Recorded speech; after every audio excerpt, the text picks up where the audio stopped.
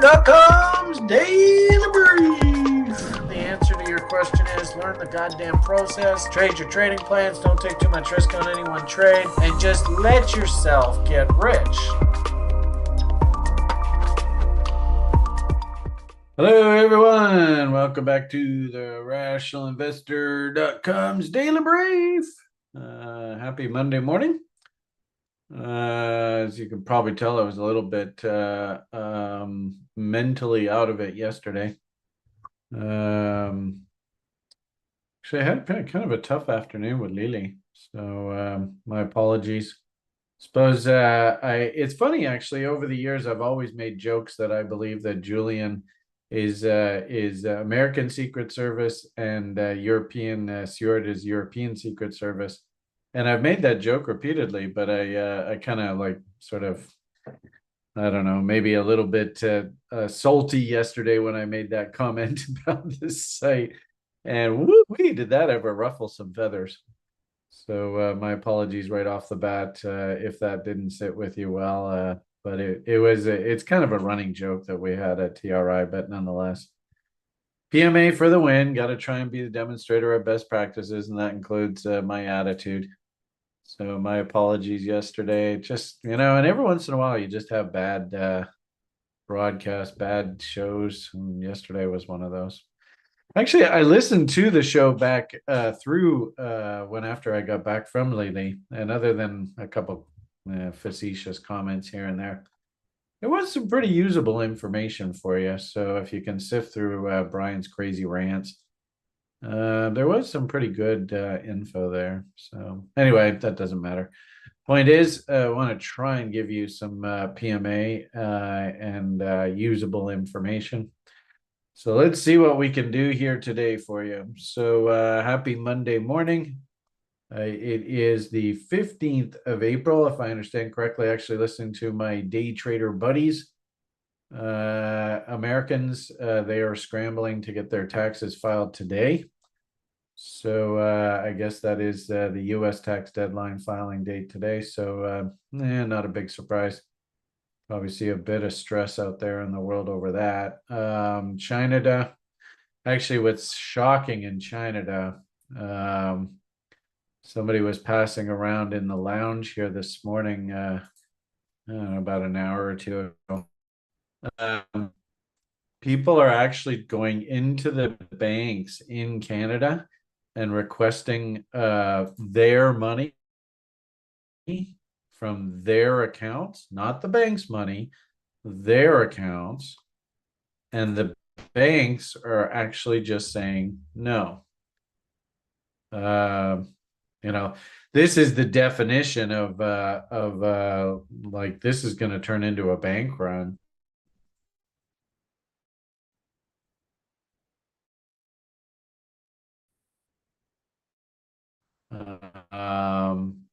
Shocking when I saw that in the lounge. Thank you, site members, for sharing it.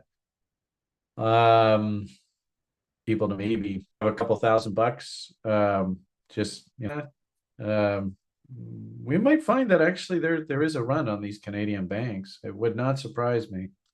This is very disappointing, obviously. I've said repeatedly over the years that Canada is a short. Since 2018, this situation is only going to get worse before it gets better, and we might have a situation where the banks actually close for a month or two. I find fascinating is the real estate development continues here. It's absolute insanity. These people. I mean, if I was in the business of real estate development right now, I'd be like, you know what? Maybe we just let things settle down. Let's get back to a position. I'm this in my interaction key comments about management at TRI. I know that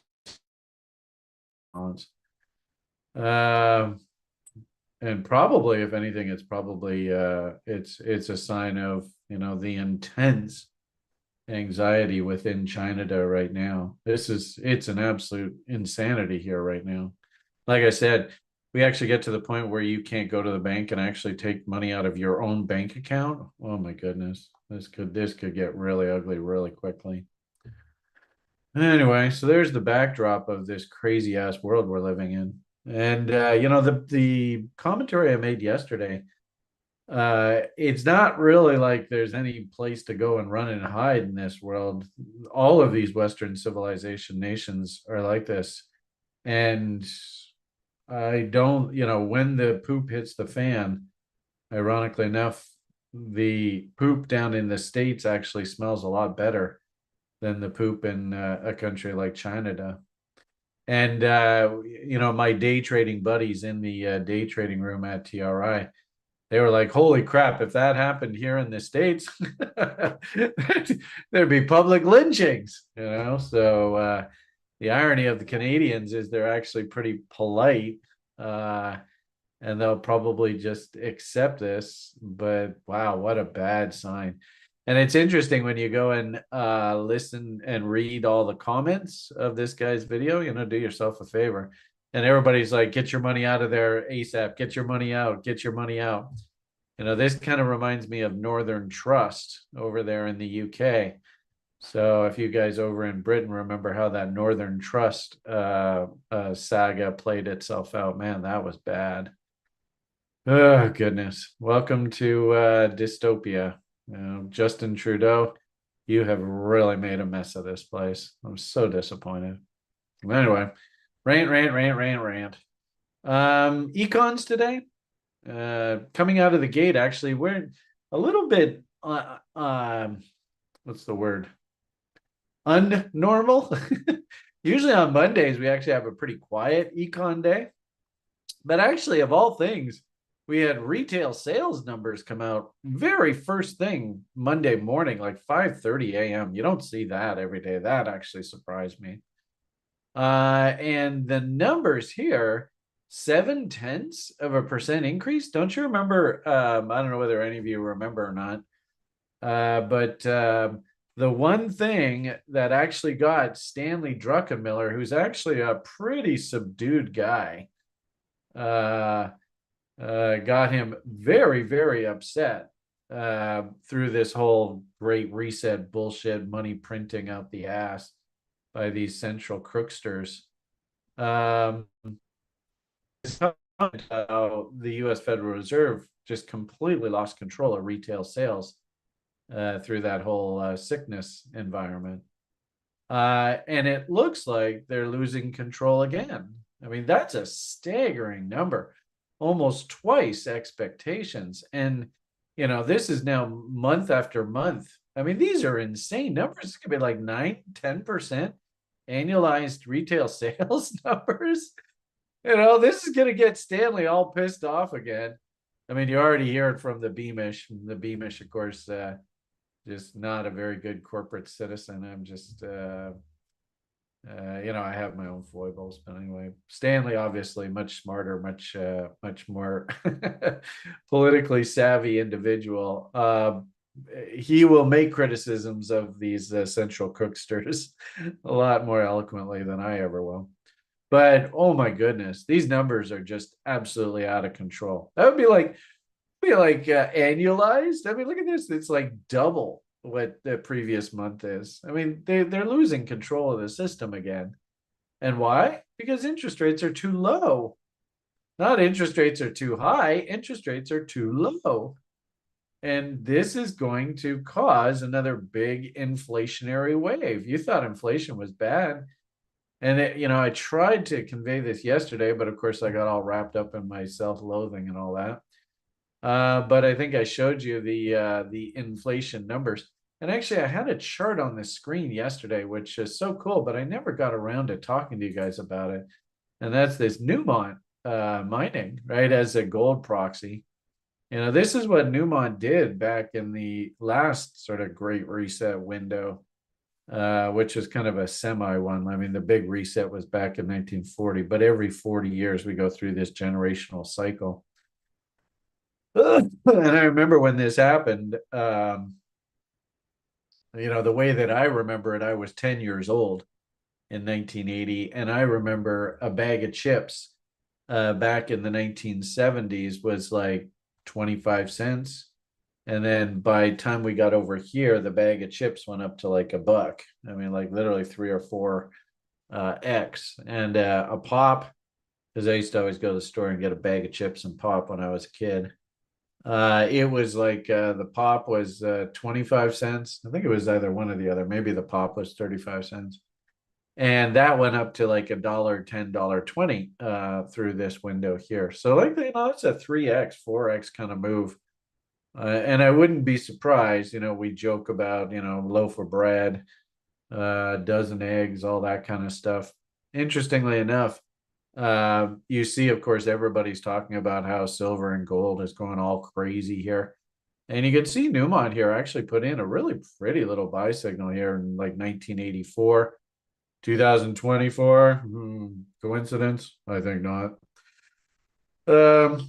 I think maybe we have to do a little bit more backfilling. It feels like we just went through this dump back down against the lows. Now we're bouncing up here. I think that we're going to go through a bit of you see what gold price is doing right now. And it wouldn't surprise me that this is all happening, of course, around the politics. I think that the U.S. Federal Reserve, in a desperate attempt to try and prevent orange toupees from coming back, wants to try and paint as pretty a picture of the economy and what a wonderful job hair sniffers are doing. Interesting how both of these two clowns have follicle references. Anyway, so I think that and I also think wholeheartedly that the U.S. Federal Reserve Board, in pretty much a breaking the rules of what their mandate is, they went in and supported the commercial bond market there through the fall and the winter because of we talk about RJ Speaks. He has a interesting channel that I make reference to, and he had pointed out that there's just a world of corporate debt down in the States that's coming due, probably also in China and Europe and as well, although I don't really have hard data on that. But there was a specific comment by the Bank of China back last fall that they actually admitted that they were coming in and intervening in the market, and that's why you saw the stock market jump up the way that it did. But anyway, point of the matter here is I think we're in sort of this political environment right here, which sadly they're going to let the inflation come back because they really don't want to have high interest rates because they're trying to buy the voters' vote. So, and this is one of these damned if you do, damned if you don't. If you don't raise rates, then inflation's going to come charging back. And we're already seeing it in the data. So it's already happening. And then you're going to have voters all pissed off. And, Mr. Orange Toupee right now is already on the campaign trail saying, so are you better off than you were 4 years ago? How's life treating you? And he's being met with a resounding, oh my God, this is a nightmare. Get the guy that's in power, get him the hell out of there. Obviously, he's speaking to his political base, but man, this is going to be one hell of a horse race into November here this fall. But anyway, interesting to see. Newmont here, it was like basically $5-10 a share on a split adjusted basis, obviously. And it went all the way up to $70 plus. In fact, actually $80. So that's like, $10 down here to $80 within a period of 3 or 4 years. That's a big move. So don't be surprised if you see something very similar. I actually see that the chart pattern, the actual price action itself, is incredible mirror to what we're seeing. And if we use that same sort of percentage move logic, and this silly Newmont's got probably better part of a couple $100 written all over it, especially if we do these foggy boggies. up top here. So I can understand, the gold bugs, the silver bugs. I can completely understand their argument. What I don't like, though, is chasing markets. And if anything, I hate to say it, yesterday I didn't really even really want to do the video because I was just going to be sitting here going, I told you so, I told you so, I knew this was going to happen, and obviously, thank you, Chris. Obviously, that doesn't win a lot of support. So, this is, this image right here. If anything, it's good that we're finally getting a consolidation in Bitcoin price, but with this huge fundamental event coming up ahead of us, probably better to look at the futures charts. It's impossible for me to endorse the idea of coming in on the buy side up top here, regardless of whether you think this time it's different or not. I mean, this is just really bad technical. Actually, probably the weekly chart's probably the best thing for you to see. Yeah, I mean, like way up top here, this doesn't make sense to be a buyer up here. So it's kind of the same thing with the gold and the silver.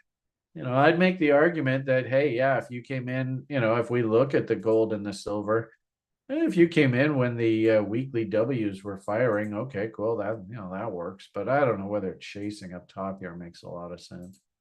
Trade your setups. You know how this story goes. So interestingly enough, if you bought this out, this would have been a damn difficult one, no doubt about it. But it does look to me like probably your buy is around 1,800 bucks there on the gold, somewhere in that area. Keep in mind this is a line chart, so there's candles there. Yeah, actually, it looks like it's even a little off, eh? So something along those lines. Very difficult trade, no doubt about it. But to come in on the buy side way up here, oh boy, I don't know, folks. If anything, you can see anybody who did get long off of this bottom down in here, they're probably going to be wanting to ring the register. Also, too, 2,500. That should be a very important sort of psychological level for gold, and the public just using simple mental benchmarks. Oh, interesting too. We're banging into a 4669 off of this original double bottom. Look how we banged into 2.618 and had to go sideways for quite a while there. So, again, coming in on the buy side up here, if I actually did get a short setup and I was thinking L Tango Naders, wherever the ultimate top is, I would actually be looking for a 50% retracement. That takes us back down into 1,700 and change. Maybe we hit this bot objective, who knows? And all that does is it just brings us back down into trendline support. But the way that actually I'm approaching the gold market is I want to see the buy signals out of the stocks. They always say the stock leads the commodities. So if I can't see Newmont as an actual outright buy in the marketplace, it makes it very, very difficult for me to get too excited about the actual commodity itself. What I wanted to show you was, you should look at a chart that looks like this and go, yeah, that's got Brian written all over it. If these W's start firing, you can see, look left. I mean, there's a lot of room for this thing to move up. That's the kind, I mean, look at this darn thing. I mean, Jesus, what a train wreck. So, that's the kind of market that I kind of like if I'm thinking about going and risking my hard-earned money and I want to buy cheap, that's the kind of image I want to see. And if we look at the gold stocks using Newmont, the biggest gold stock in the world, we kind of have a V bottom here. I would prefer, and we even gapped higher here. Keep in mind, this is a weekly chart. If anything, if you are interested in the gold stocks, what I would say is just keep drawing your reload zones. And ideally, what we'd love to see, I mean, you saw in Bitcoin, this absolutely textbook topping patterns. This Adam and Eve kind of concept, especially this one. This one was absolutely perfect. I think we saw that in the futures. Yeah, there we are. So we had like two Adam and Eve setups back to back. And of course, 61.8, great level, perfect. So I'd like to see the same sort of thing out of that Newmont chart. So maybe this is an Adam. If we could get this to come down back into reload zones and then start putting in, and hell, if anything, I'd almost prefer that it be a Steve. So maybe we'll do something like that or an Olga, whatever you want to call it. But this is a kind of pattern. This is my bread and butter.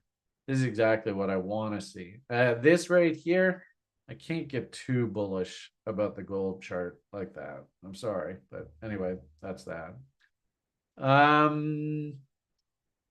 So what's it going to take for me to get bullish on gold?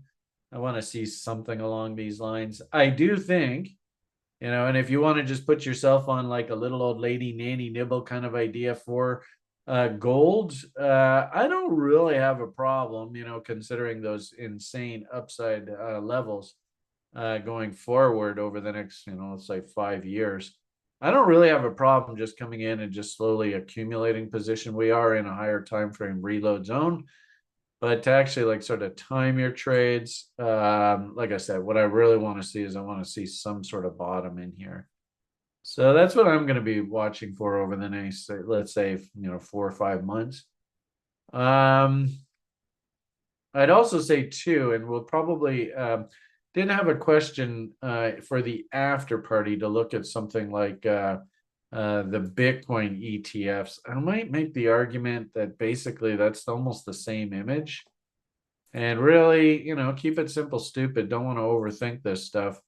There's the reload zone. You see all of these holes. This is the ProShares Bitcoin Strategy ETF weekly chart. Somebody asked me to comment a little bit about spread trades with options. So we'll be talking about that in the after party today. I really like this area right down in here. You notice there's like 2 gaps that are wide open. And of course, I don't know, does Brian like his favorite fib?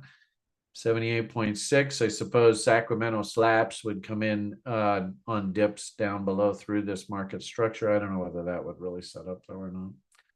So, and I hate to say it, but that does look like an M, which means that theoretically we can, do things like fog bombs.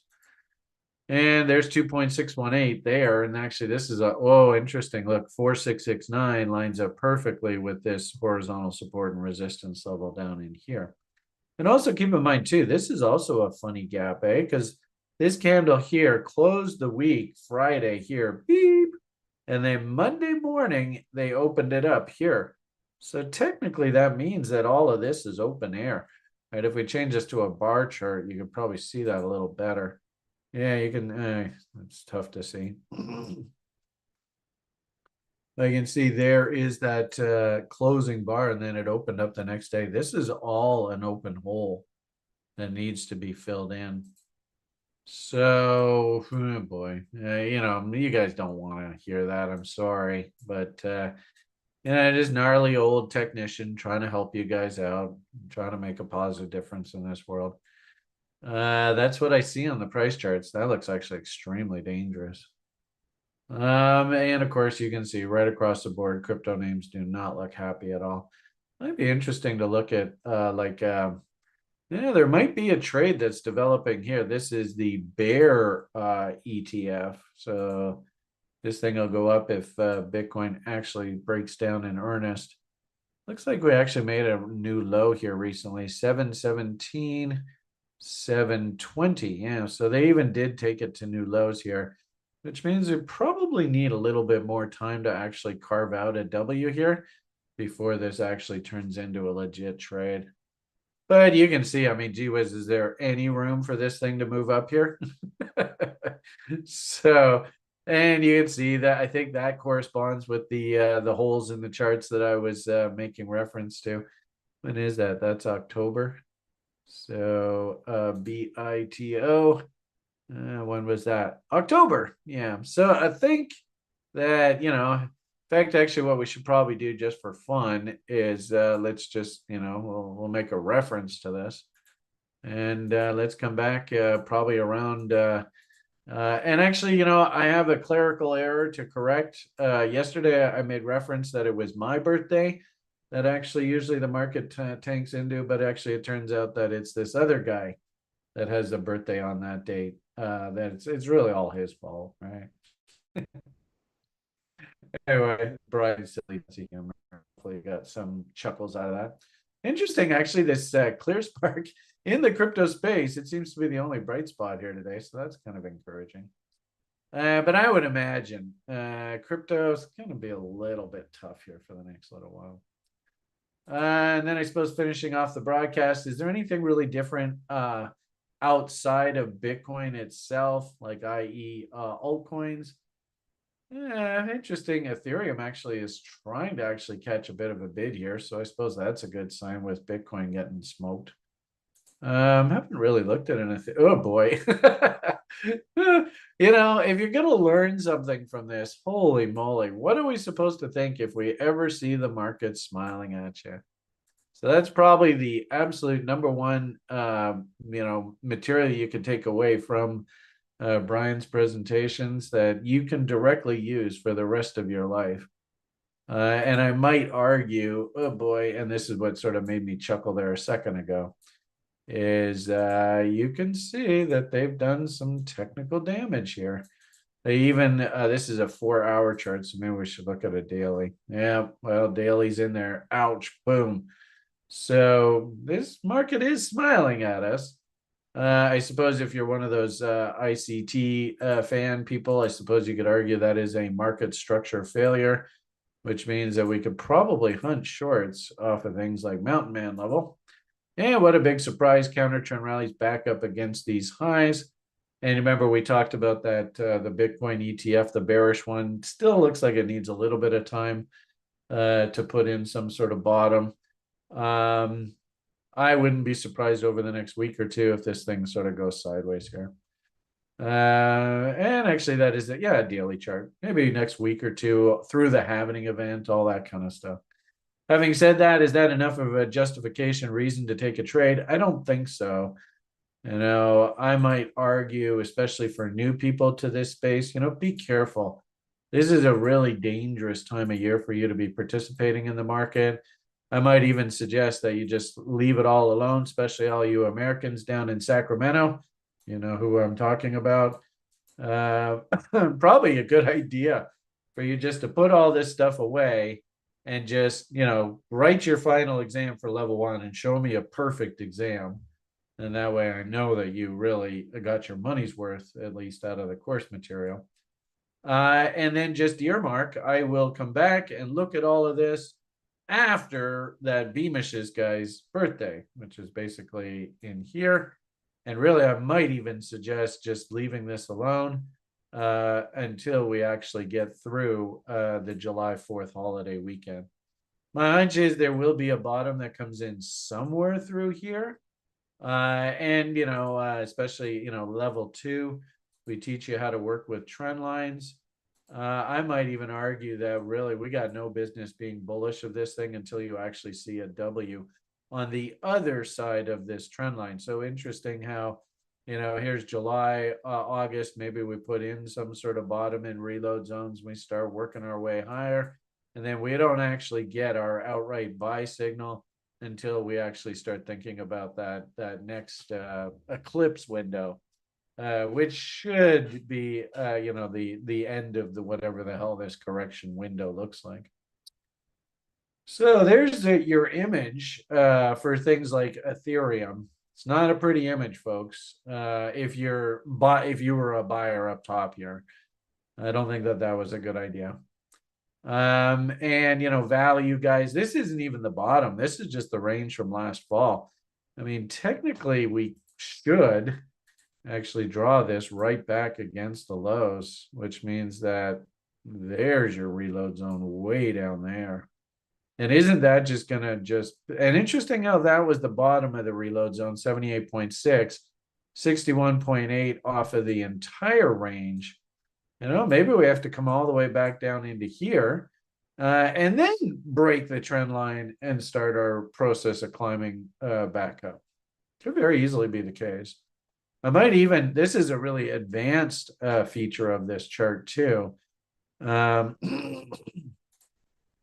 where you can draw a price channel from this low against that low, right? That's market structure. This is actually where a lot of people fail when they draw trend lines and trend channels. You actually have to take the top of this channel against the previous pivot high, which means that you actually have to draw it all the way back against that high right there. And of course, you got to make sure these numbers are correct. So something like that, and then like that, and there is your channel. So that means bottom of the channel support. If we draw our reload zone, that's probably where it comes in. Yeah.